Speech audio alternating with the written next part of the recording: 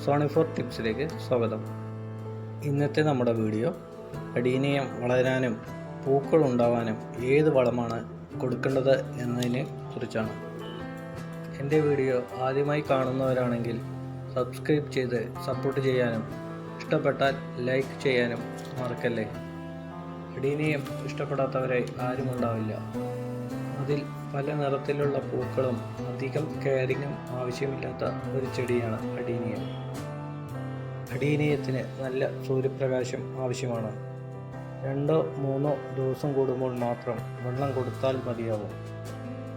വിത്തുകൾ പാകിയും കമ്പുകൾ നട്ടും അഡീനിയത്തെ വളർത്താം. കമ്പുകൾ നട്ട് വളർത്തുന്ന ചെടിക്ക് കോഡക്സ് ഉണ്ടാവില്ല. ചെടിയുടെ ചുവട്ടിൽ കാണുന്ന ഈ ഭാഗമാണ് കോഡക്സ്. ഇത് ഏകദേശം 3 വർഷം പ്രായമുള്ള ഒരു ചെടിയാണ്. ഇത് കമ്പുകൾ നട്ട് വളർത്തിയ ചെടിയാണ്.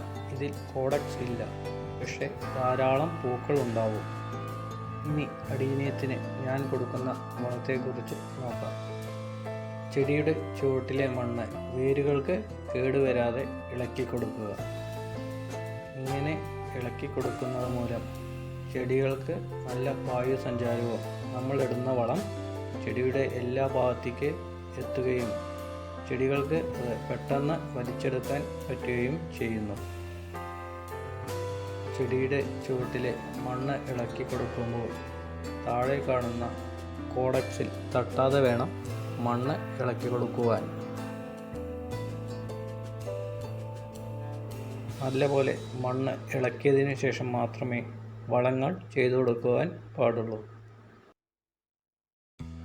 അഡീനിയം നല്ലതുപോലെ വളരാനും പൂക്കൾ ഉണ്ടാവാനും ഞാൻ ഉപയോഗിക്കുന്ന വളം ഏതെന്ന് നോക്കാം. ഈ വളം മാസത്തിൽ ഒരു വട്ടം ചെടികൾക്ക് ഇട്ടുകൊടുക്കുന്നത് നല്ലതാണ്. ഇത് ഫാക്ടംബോസ് 20-20.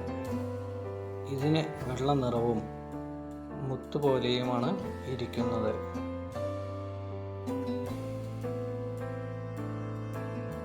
ഇത് പൊട്ടാഷ്. ഇത് തൈര് രൂപത്തിലാണ് ഉള്ളത്. ഫാക്ടംബോസിൽ നൈട്രജൻ 20%, ഫോസ്ഫറസ് 20%മാണ് ഉള്ളത്. ഇത് 3:1 എന്ന ക്രമത്തിൽ ചെടിയുടെ ചൂട്ടിൽ 5 ഗ്രാം വെച്ച് ഇട്ട് കൊടുക്കാവുന്നതാണ്. കോഡക്സിൽ നിന്നും അല്പം വിട്ട് വേണം വളങ്ങൾ ചെയ്തു കൊടുക്കാൻ. ഒരു ചെടിക്ക് 5 ഗ്രാം വരെ വളം കൊടുക്കാം.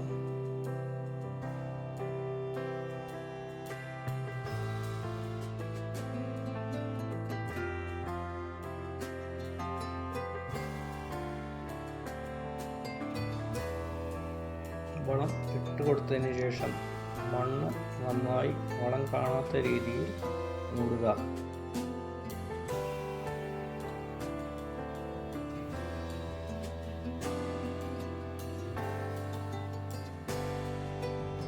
ഇത് വളങ്ങൾ വിൽക്കുന്ന എല്ലാ കടയിലും കിട്ടും.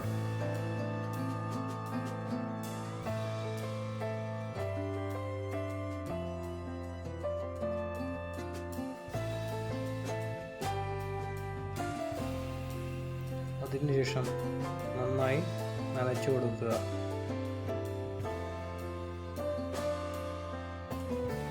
ഒരു ദിവസം കഴിഞ്ഞ് വീണ്ടും നല്ലതുപോലെ വെള്ളം ഒഴിച്ചു കൊടുക്കാം.